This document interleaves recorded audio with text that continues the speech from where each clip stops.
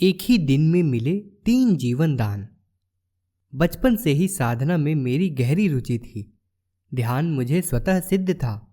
तरह तरह के अनुभव होते थे जिन्हें किसी से कहने में भी मुझे डर लगता था, पर धीरे धीरे उनका अर्थ समझ में आने लगा। एक दिन न जाने कहाँ से एक महात्मा मस्तीचक आए और धूनी जलाकर बैठ गए। उनका नाम था बाबा हरिहर दास। उनसे प्रभावित होकर मैंने दीक्षा लेने की इच्छा व्यक्त की। उन्होंने मुस्कुराते हुए कहा, मैं तुम्हारा गुरु नहीं हो सकता हूँ। तुम्हारे गुरु इस धरती पर अवतरित हो चुके हैं। मेरा उद्धार भी तुम्हारे गुरु के द्वारा ही होना है। एक दिन वे मथुरा से यहाँ आएंगे और इसी मिट्टी की कुटिया में आकर मेरा उद्धार करेंगे। बाबा हरिहर दास ने जिस दिन मुझे यह बात बताई, उस दिन के पहले से ही मेरे सपने में एक महापुरुष का आना शुरू हो चुका था। वे खादी की धोती कुर्ते में नंगे पांव आया करते थे। उनके चेहरे से अलौकिक आभा टपकती रहती थी। जब भी वे मेरे सपने में आते, मैं यंत्र चालित सा उनके चरणों में अपना माथा टेक देता। फिर वे मेरा सिर सहलाकर मुझे आशीर्वाद देते और बिना कुछ कहे वापस चले जाते। वर्षों तक यही क्रम चलता रहा, लेकिन एक रात ऐसी भी आई जब उन्होंने अपना मौन तोड़ दिया। अंतरंगता से आप्लावित शब्दों में उन्होंने मुझसे कहा, अभी कितने दिन यहाँ रहना है? मैं वहाँ तुम्हारी राह देख रहा हूँ।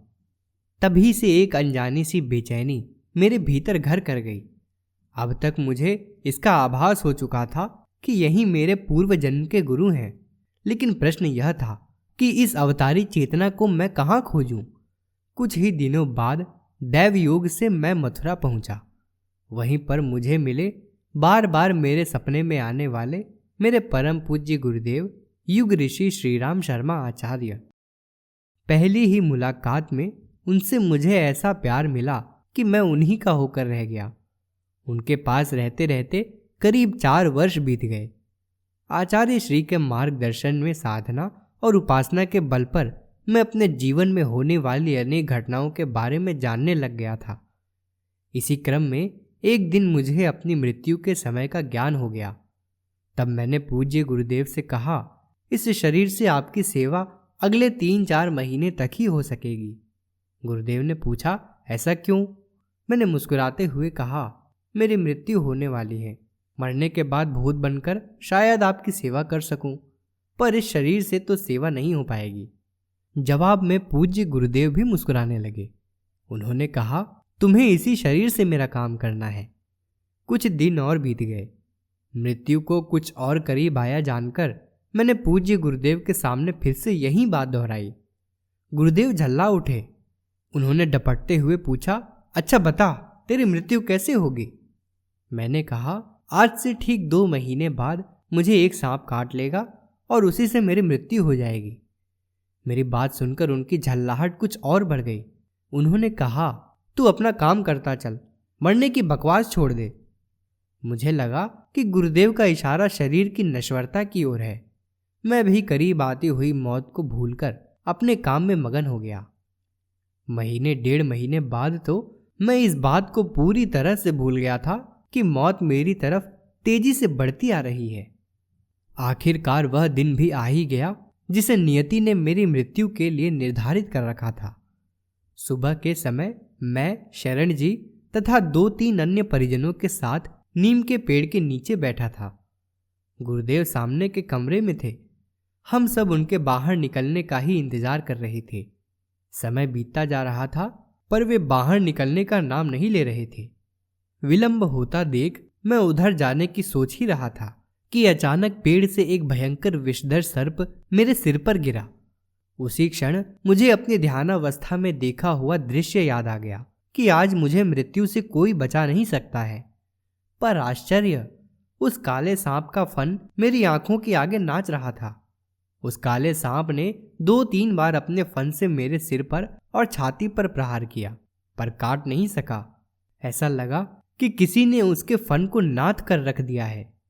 अपने जीवन में समय को पूरी तरह से साध लेने वाले मेरे गुरुदेव समय के बीत जाने पर भी आज कमरे से बाहर क्यों नहीं निकले? यह बात अब मेरी समझ में आ चुकी थी। डसने की कोशिश में असफल हुआ वह सांप धीरे धीरे मेरे शरीर पर सरकता हुआ नीचे आ गया। अब तक वहां कुछ और लोग भी जमा हो गए थे। सबने मिलकर उस सांप को मार दिया। तब तक वहां इस बात को लेकर कोहराम मच गया कि शुक्ला जी को सांप ने काट खाया है। गुरुदेव अपने कमरे से निकले। इन सारी बातों से अनजान बनते हुए उन्होंने पूछा, क्या हुआ शुक्ला? मैंने मरे हुए सांप को दिखाते हुए कहा, यह सर्प मेरा काल बनकर आया था, लगता है मैं बच गया। गुरुदेव ने गंभीर स्वर में कहा, इस सर्प को मारना नहीं चाहिए था। किसने मारा? किसी ने मुंह नहीं खोला। सभी सिर झुकाए खड़े रहे। वातावरण को सहज बनाने के लिए गुरुदेव बोले, खैर जाने दो, स्नान कर लो। पूज्यवर की शक्ति सामर्थ्य से अभिभूत होकर मैं स्नान करने के लिए चल पड़ा। उस दिन भी रोज की भांति ही दोपहर के बाद वाले कार्यक्रम में परम वंदनीय माता जी के गायन में मुझे तबले पर संगत करनी थी। मंच पर सारी व्यवस्था हो चुकी थी।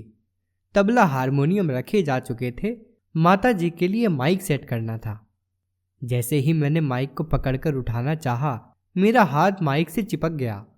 माइक में 240 वोल्ट का करंट दौड़ रहा था। अपनी पूरी ताकत लगाकर मैंने हाथ झटकना चाहा, पर झटक नहीं सका।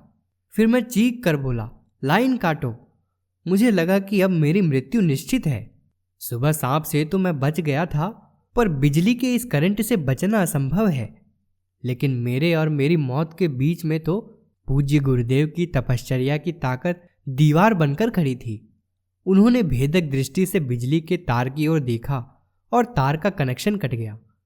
माइक ने मेरा हाथ छोड़ दिया और मैं झटके से नीचे गिर पड़ा। सब लोग दौड़कर मेरे पास आ गए। पूज्य गुरुदेव भी स्थिर चाल से चले आ रहे थे। लोगों ने उन्हें रास्ता दिया। उन्होंने पास आकर पूछा, कैसे हो बेटे? बोलना चाह कर भी मैं कुछ बोल नहीं सका। ऐसा लग रहा था जैसे पूरे शरीर को लकवा मार गया हो। डॉक्टर बुलाए गए। उन्होंने कहा, बिजली का झटका बहुत जोर का लगा है, इसका असर मस्तिष्क पर भी पड़ सकता है। ठीक होने में कम से कम 3 महीने तो लग ही जाएंगे। डॉक्टर के चले जाने के बाद पूज्य गुरुदेव ने कहा, इसके सारे शरीर में सरसों के तेल से मालिश करो। संगीत का कार्यक्रम स्थगित कर दिया गया। मैं अकेले में बिस्तर पर लेटा हुआ गुरु सत्ता की सर्वसमर्थता पर मुग्ध हो रहा था। कुछ ही घंटों के दौरान 2 बार काल मुझे निगलने के लिए आया और दोनों बार उन्होंने मुझे मौत के मुंह से बाहर निकाल लिया। मैं उनके प्रति कृतज्ञता के भाव में डूबता जा रहा था कि न जाने कब आंखों में गहरी नींद समाती चली गई। आधी रात के बाद अचानक मेरी नींद टूटी। ऐसा लगा कि कोई मेरी छाती पर बैठकर मुझे जान से मारने की कोशिश कर रहा है और मैं अब कुछ ही क्षणों का मेहमान हूं। एक ही दिन में तीसरी बार मैं अपनी मृत्यु को करीब से देख रहा था। दोपहर बाद के बिजली के झटके ने मेरी सारी ताकत पहले ही निचोड़ ली थी, इसीलिए चाहकर भी मैं कोई प्रतिकार नहीं कर सका। जब मुझे लगा कि अगली कोई भी सांस मेरी अंतिम सांस साबित हो सकती है, तो मेरे मुंह से सिर्फ 2 ही शब्द निकले, हे गुरुदेव। उनका नाम लेना भर था कि मेरी छाती पर सवार मेरा काल शून्य में विलीन हो गया। इस प्रकार परम पूज्य गुरुदेव ने विधि के विधान को चुनौती देकर एक ही दिन में 3 बार मुझे नया जीवन दिया। सुबह होते ही पत्नी ने पूज्य गुरुदेव के कल के आदेश का पालन करने की तत्परता दिखाई। सरसों के तेल की मालिश शुरू हुई। 20 मिनट की मालिश में ही 1/4 आराम मिल गया। मालिश का यह क्रम करीब 1 हफ्ते तक चलता रहा। डॉक्टर साहब ने तो जोर देकर कहा था कि मुझे ठीक होने में कम से कम 3 महीने लग जाएंगे, लेकिन 8वें दिन ही मैं अपने आप को पहले से भी अधिक ताकतवर महसूस करने लगा था। उनकी दवा धरी की धरी ही रह गई थी। प्रस्तुति रमेश चंद्र शुक्ल, मस्तीचक, बिहार। हमारे YouTube चैनल को सब्सक्राइब करें और बेल आइकन को दबाएं ताकि आपको नोटिफिकेशंस मिलते रहें।